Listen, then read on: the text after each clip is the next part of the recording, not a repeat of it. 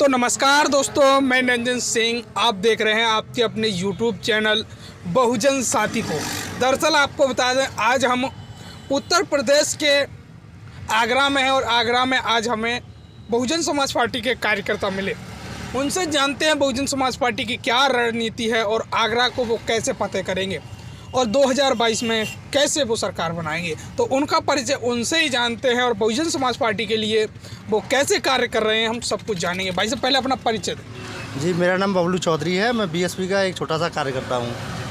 तो अब जो 2022 का चुनाव है, कैसे युवा देख रहे हैं इसको?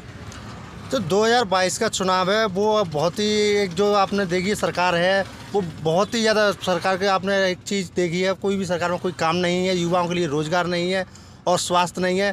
जो हमने अब तक नहीं देखा वो इस सरकार में देख लिया है। लाशों को नदी में बहते हुए देख लिया है, ऑक्सीजन के कारण लोगों को मरते हुए देख लिया है। और हाँ, रोज़गार युवा इतना बेरोजगार है कि इसके लिए 200 रुपये 300 रुपये की ताड़ी के लिए भी तरस रहा है।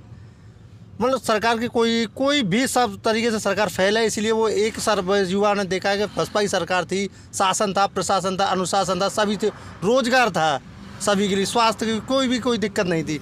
तो युवा इस बार सब बसपा की तरफ एकमात्र होकर वोट करेगा। और हमारा भी प्राण, हम सभी लोग भाईचारे के साथ भाईचारा बनाकर हम बसपा के लिए प्रचार प्रसार कर रहे हैं, घर घर जा रहे हैं, वोटों के लिए लोगों को जागरूक कर रहे हैं। एक एक वोट हमारे लिए महत्व है। अभी संडे को जब एक वोटर कैंप लगा जो शासन की तरफ से जारी किया है हमारे जो चुनाव आयोग है, हमने वहाँ भी अपना वोटर कैंप लगाया है। और हमने भी उन जो हमारे पहले वोटों को रद्द कर दिया जाता था, हमने भी उनसे प्रेशर डाला। BLO के साथ हम बैठे हैं, एक एक वोट के लिए हमने लोगों को निकाला है, वो BLO को दिया है। तो हमने उनसे भी बोला है कि हमें जब हम वोट किसी को दे रहे हैं तो हमें रिसीविंग दीजिए। हमें एक एक वोट को हमने अपनी डायरी में नोट किया है। क्योंकि क्या होता है कि लोग BSP को जब उनको पता चलता है कि नाम के आगे ये अरे BSP का है, तो उसे फाड़ के फेंक दिया जाता है, डस्टबिन डाल दिया जाता है। और हमें पता भी नहीं चलता कि हमारा वोट आया है। तो 10 वोट हम बढ़ा देते हैं फॉर्म, तो उसमें से 2 बन के आते, तो हमारा 8 वोट हमारा रह जाता, वंचित रह जाता है। वो वोट नहीं डाल पाएंगे, वोट डालने से वंचित रह जाते, वोट बन ही नहीं पाएगा तो वोट डालेंगे कहाँ से। तो हमने यही किया है कि हमने इस बार रणनीति को चेंज किया है। युवाओं ने अपनी जिम्मेदारी समझते हुए हम लोग गए हैं एक एक घर पे, तो हमने अपना रजिस्टर मेंटेन किया है। और जब हम BLO को दे रहे हैं तो हम उनसे रिसीविंग भी मांगा है। अच्छा, तो अब जो 2022 का चुनाव है उसमें क्या मुद्दे रहेंगे, किन मुद्दों के आधार पर आप चुनाव लड़ रहे हैं? देखिए, हमारा जो चुनाव है वो BS बहन जी के जो निर्देश है उसी पर आधार पर लड़ा जाता है चुनाव। तो क्योंकि देखिए इस टाइम पर आप देख रहे हो चुनाव तो जो BJP की सरकार रही है, RSS की गुंडागर्दी रही थी, ठीक है ना। और जो इसका गुंडागर्दी को भी पीछे छोड़ दिया है सरकार ने, सपा को भी पीछे छोड़ दे रखा है। चाहे वो गुंडागर्दी के मामले में हो, चाहे वो लॉ एंड ऑर्डर के मामले में हो, चाहे आप किसी भी हर तरीके से सरकार दोनों फेल हैं। आपने चाहे वो आपने हाथरस का कांड देखा ही होगा। इसमें बहन बेटियां सुरक्षित नहीं है, व्यापारी सुरक्षित नहीं है।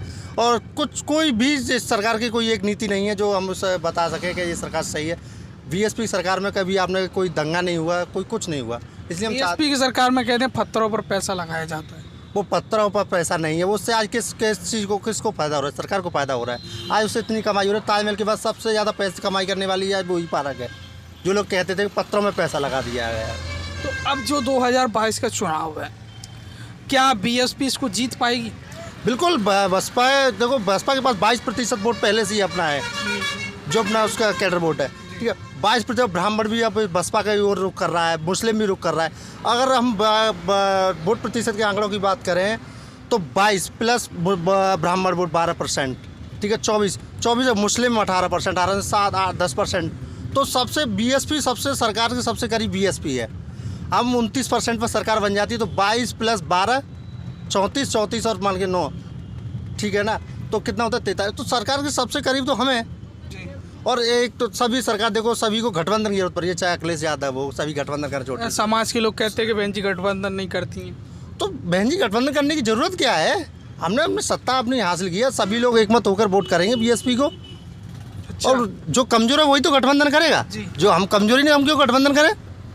तो अब क्या है कि जो योगी जी कह रहे हैं वो तो उत्तर प्रदेश को ये कह रहे हैं कि गड्ढा मुक्त बना दिया, भय मुक्त बना दिया। इसमें क्या सच्चाई है? आप देख रहे हो गड्ढा मुक्त, आप तो यहाँ आगरा में हो, आप 2 दिन से आगरा देख रहे हो, आपको लगा कि गड्ढा मुक्त? आप देखोगे कि गड्ढा मुक्त सड़क की बात कर रहे हैं, गड्ढे में सड़क है या सड़क में गड्ढा है? अच्छा, हाँ, पता ही नहीं चलेगा। सड़क भी गड्ढे में ही है, सड़क में गड्ढा नहीं है, अच्छा, उन्होंने तो सड़क को ही गड्ढे में पहुंचा दिया है।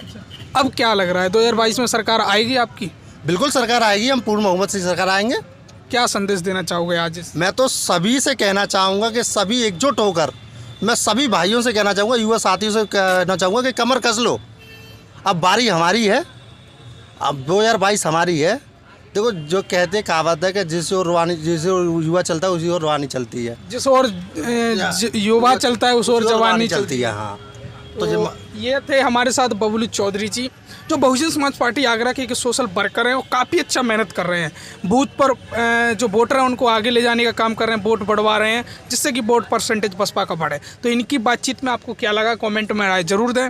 इस वीडियो को ज़्यादा से ज़्यादा शेयर करें। वीडियो अंत तक देखने के लिए आप सभी का बहुत बहुत